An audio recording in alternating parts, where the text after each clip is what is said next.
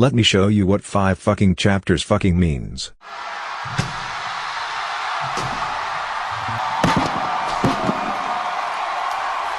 Hey guys, how you holding up? I know things have not been great. I already wasn't doing great. Then we all got quarantined. Now I had to review Samurai 8, so Samurai 8, the sequel to Samurai 7, is a science fiction shonen battle manga. It was written by the GOAT himself, Masashi Kishimoto, with art from Akira Okubo. And it was serialized in Weekly Shonen Jump from 2019 to 2020. Now, being like the biggest Naruto stan in the world, I was extremely excited for this one. So you can imagine my shock when I saw that it was doing horribly. So bad it ended up getting cancelled, which, oh boy. Now, I've reviewed one other cancelled series before, that being Barrage. And I brought up in that one how, is it really fair to review a cancelled series as a completed product? Because you know that the mangaka didn't really intend for it to go this way. And that's a fair point. For that reason, anything that, was forced in this series, I'm not really going to put the blame on Kishimoto for. But that being said, there was a reason it ended up this way. So let's take a look at this series and try to figure it out. Our story begins in space on the planet, the science fiction fantasy world, where we meet our young protagonist, a boy named Hachimaru. Hachimaru wants more than anything to become a samurai. Samurai are these crazy, epic, cool swordsmen. They're also semi-immortal. Problem is, he's hopelessly crippled. I can say that. I have fused ankle bones. We're cool. I don't think I've ever mentioned that in the video. My feet are horrendous. Anyway, so yeah, he was born into a very, very frail and weak body. He needs to be connected to life support pretty much at all times. His father is an inventor, scientist type thing. He makes new devices to help keep Hachimaru alive. So while Hachimaru is, being his usual parasite self, playing some VR games, his dad goes off to trade with some bandits because they apparently have a part that he wants to make a new machine for Hachimaru. So while he's off doing that, this little cat robot guy comes down. His name is Daruma, and he used to be a powerful samurai, then he got trapped in the cat or something. Anyway, he was sent on a journey to find Pandora's box.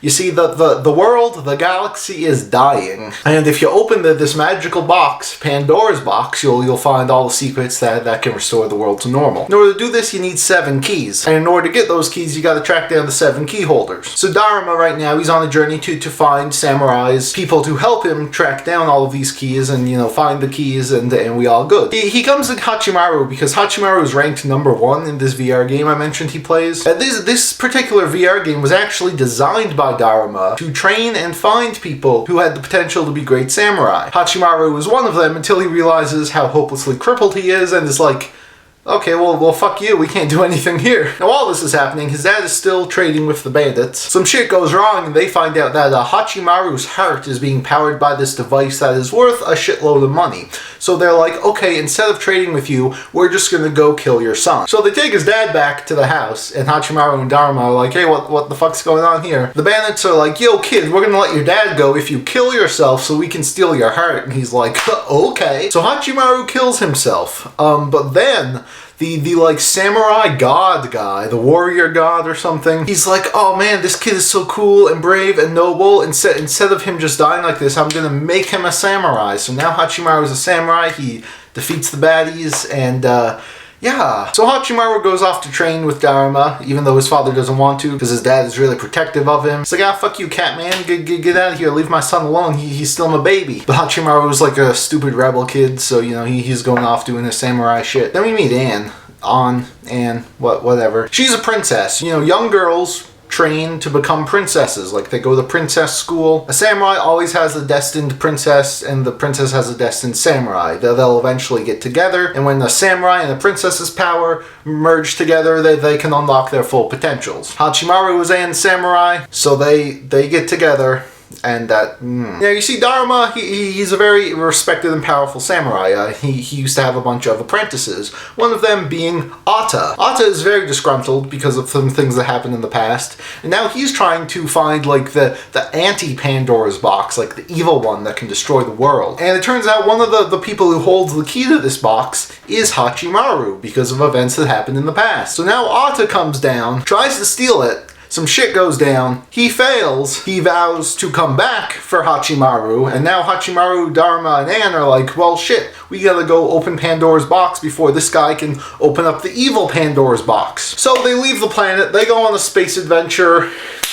Fuck. And that's the story of Samurai 8. Was that a mess? Like, was that whole explanation, was it a mess? Well, that's how I felt reading this series. And I'm gonna be real with you, I glazed over most of this shit. It would take me like a full day to properly explain everything going on in this manga to you. And for that reason, this is gonna be a weird one to discuss. So all that stuff I mentioned, the setup for the story, you'd probably assume it happens in the first few chapters. That's usually how Shonen Jump series go. You know, they get to the main point really quickly because you need to hook readers. Well, Samurai 8, when they first leave the planet, that's around chapter 16. It takes an extremely long time for this series to get going. You know, we have the initial stuff with Hachimaru becoming a samurai, and you would think, okay, now all the shit's gonna go down. But no, then he just like dicks around town for a few chapters. Then Dharma like trains him and stuff. Then Ann shows up, and then you have all the confrontation with Atta. Like, there's no reason this part of the series needed to be so long. It's so bogged down with exposition, which makes this first arc a very like intensely boring read. It's a lot of telling and no showing. It is hard to get around this because a lot of this, you know, is just information. It's no like past events or anything. It's just stuff of how the world works. But man, they could have streamlined it. Holy shit. A lot of people say that, you know, Samurai is just a very high IQ manga. It's very complex with its themes. You need to be on a certain level to understand everything going on. No, you fucking don't. When you strip away all the unnecessary bullshit, this is a very, very standard shonen battle manga setup. If you have all of this information, what you really should have done is just spaced it out more. It's fine to have complex systems and huge worlds, but you can't just throw it all on us immediately. This whole world feels very static because everywhere they go, everything they do, it's just always people explaining stuff to you. And when it's not, like I said, it's just very standard shonen battle stuff. I want to be a samurai, I want to protect my father. And it just makes the whole thing feel very odd. Though I will say, you know, near the end when Atta shows up, things do pick up quite significantly in this small section of the story. There's a few chapters where it's just like exciting action. I'm like, okay, all right, you know, they could turn this around, but then they immediately go back to all this nonsense exposition that they give away things that I'm like, this would have actually been a cool twist later on if you had saved it and just took some time to breathe. Jesus Christ, calm down. Why am I focused so much on this intro arc of the story? Well, it's because it's a full third of the series, because of course it got cancelled. And I think this arc is why. Having a boring start, bogged down by exposition, is such a fatal flaw for shonen battle manga. You have to remember, the target demographic for these series are like 13-year-old boys. 13-year-old boys don't give a fuck about this nonsense. The Ball Federation, your samurai souls, your spirit keys, your locker bells, whatever, You see, I'm blanking on some names here. And like I said, it's not because this series is hard to understand, because it's really not at all. But when they dump so much info on you, it's hard to retain this stuff week after week. You really gotta space stuff out. The more you just cram in, the more people are going to lose interest, and that's exactly what happened with Samurai 8. And I have to stress all of this stuff before we talk about the rest of the series, because this is where things get extremely wacky. By the time this first arc ends, they would have known how well this series was doing. I don't think any volumes were on sale yet, but they could clearly see that the reader reception for this series was way down. This is just speculation, but it seems like after this arc they had a talk with Kishimoto and they were like, alright man, we let you do your thing, and it's kind of flopping, so we're going to step in and give you a few pointers for things you need to do to keep this going. Because after the extremely long, slow, and bloated start, the pace of the manga starts to speed up significantly. There's 2 more arcs in this series, and holy shit. The second arc, it's a battle royale arc. Do people even care about spoilers? Come on now. It feels like something that was planned to be several volumes long, just with like the scope of it all. But it's like 10 chapters. The actual battle royale part is it's like 3 or 4 chapters. And then, a bunch of shit goes crazy and then they're just fighting for a while. Like, the series went from like nothing happening to everything happening at once. New characters are being introduced, new powers, new concepts, all this shit being thrown at you. And despite the increased pace, they are still constantly dumping exposition on you. Is it to say the series is without any positive points? Well, no, because some of the things they introduce in this series are honestly pretty interesting. There are a few cool moments, there are some lines of dialogue where I'm like, alright, yeah, I can see where you're going with this could be cool. But the execution of it all was just very, again, speculation, but it feels like he started this arc and Jump was like, okay, people don't like this either, we're gonna speed through it now. And that's what happened. And then they get to the next arc and they're like, okay, people aren't liking this either, but this was your last chance, time to wrap it up. And yeah, the final arc in this series is a disaster. No big surprise there. And like I said, I don't blame Kishimoto for this arc because, like, I mean, there's not much he really could have done here. But yeah, it's a mess. Like, you can tell there's concepts that he was saving for the very end of the series just get thrown in randomly. There's an awful, super rushed conclusion. Like, if you want to know how rushed it was, a lot of people reading the series weekly didn't think the final chapter would be the end because there was still so much they needed to do. And all of that stuff happens in like the final 20 pages. It's actually ridiculous. And I know I said I wouldn't blame him for having to end it, but the way he ended it, I think could have really been handled a lot better. Brief spoilers for anyone who cares. I really don't think anyone does. It ends with Hachimaru becoming God. Just like, he becomes God, like the same God that gave him the samurai powers, he becomes that God 40 chapters in. He has like this metaphorical stats chart that he can see in his like samurai mind or whatever. All of his stats go up to infinity. He becomes God. He one-shots Ada, destroys all the evil.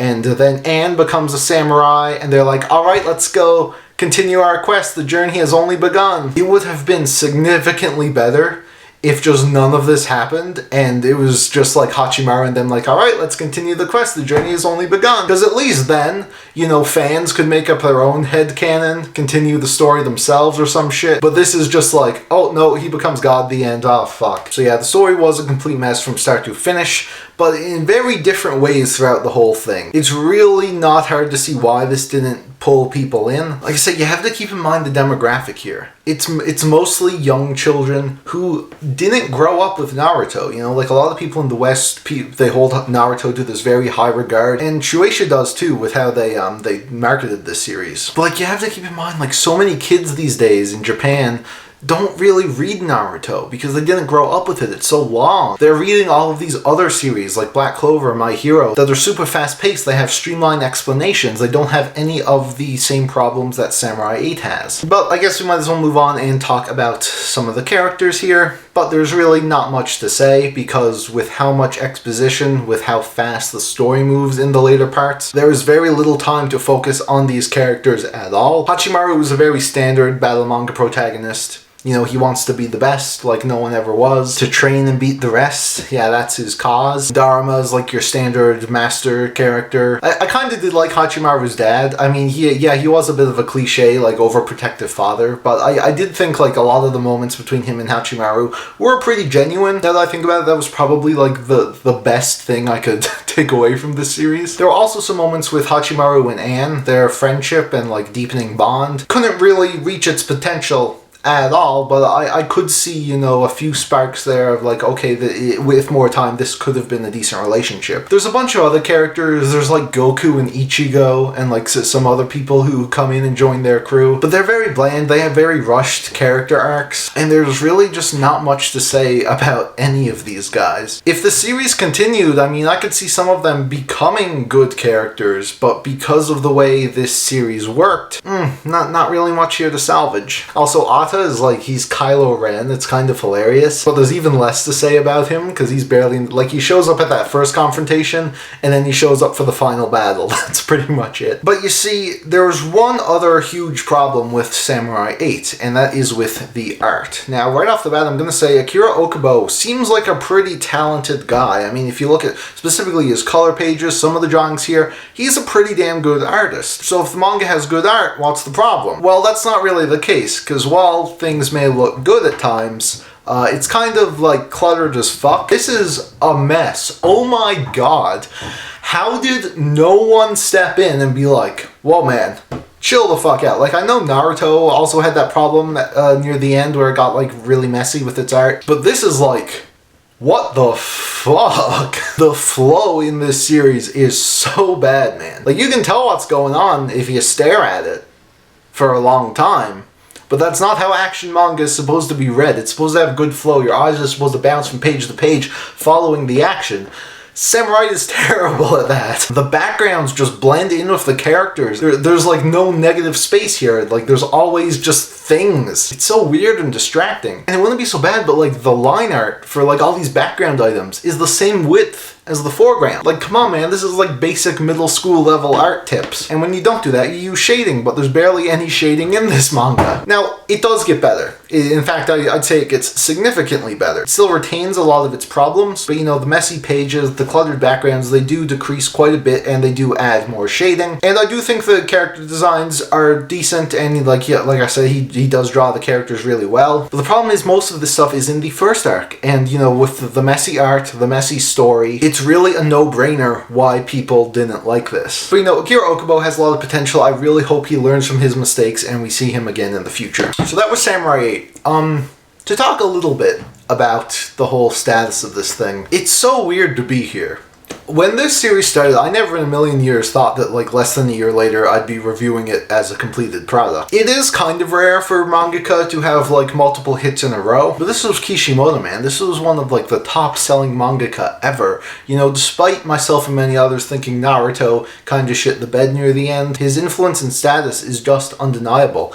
And Shueisha knew that. They wanted this guy back in their pages. He'd been working since Naruto ended in 2014 on this brand new series. And man, they pushed it hard. It got so much advertisement from Shueisha, but really ever since the start, I don't know what happened. I don't know if Kishimoto like didn't learn a thing from his problems with Naruto. I don't know if the editors just like let him do whatever and didn't have any say in how this series started, but during the beginning of the series he really shot himself in the foot. Then we very slowly saw the results. The ranks kept dropping, the volumes finally came out, and they were selling horribly for you know, a new series from Kishimoto. And you can tell they went easy on him too, because most like manga that get cancelled don't last 5 volumes. And you know, with how the story was structured, how it seemed like they kept giving him new chances by like starting new arcs, introducing new ideas, but it really didn't end up working at all.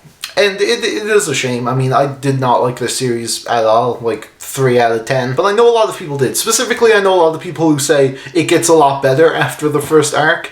I didn't really see that, but you know, I knew there were people who thought that. And it is always a shame when something you like gets cancelled like this, and it ends so horribly. You know, people wanted to see anime, people wanted to see, you know, this being like the next big 3 or whatever the fuck. Now it's just gonna go down in history as one of the biggest manga failures ever relative to what came before it. I wouldn't recommend it at all. I mean, what's even the point? I don't even know if like fans of the series would recommend it with how it ends. But if you want to, you can read it. It's all available on the Shonen Jump app. You know, $2 a month, you get all the manga. Very good deal. Love it. Viz is also releasing the volumes, and it's funny because like they had announced they were going to release the volumes way before we knew the series was flopping. So it is really weird now how I think they have 1 or 2 volumes out now, and they're just like, hey guys, Samurai 8 Volume 3, here's the cover, comes out this summer, and everyone's like, well, what's even the point? I wonder if like Shueisha is going to be more cautious about this going forward, because they were so confident in this one, but it really didn't pan out the way they wanted. Like, at least with Kubo's return, it's going to be a mini-series. So, I mean, if that one fails, which it probably won't, because there's a lot more hype for this one, it seems. But, you know, if it does, then it's not going to be as big a loss, I guess. Man, they probably had, like, an anime greenlit and everything that they're going to have to cancel now. Jesus, oh, what a mess, man. For alternate recommendations, oh my god, there's so many. I've heard, like, some crazy Samurai 8 stands say that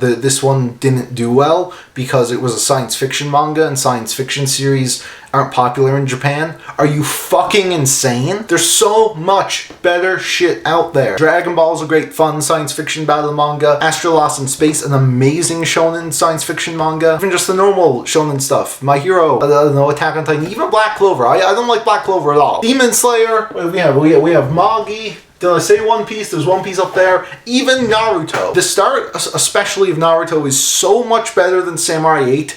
It's honestly, like, insulting. So much better shit out there. Go check that out instead. Only, like, look at this one if you're really curious. But yeah, that'll do it. If you're one of those crazy Samurai 8 stands who popped in, hey, sorry for trashing on your favorite series. But, you know, that's the way the news goes. Thank you all so much for watching, and I will see you all. I believe the next review will be Promised Neverland. I mean, it depends on if it ends the next chapter or not, but I really think it will. So I'll see you then. Goodbye, moon man. You say goodbye.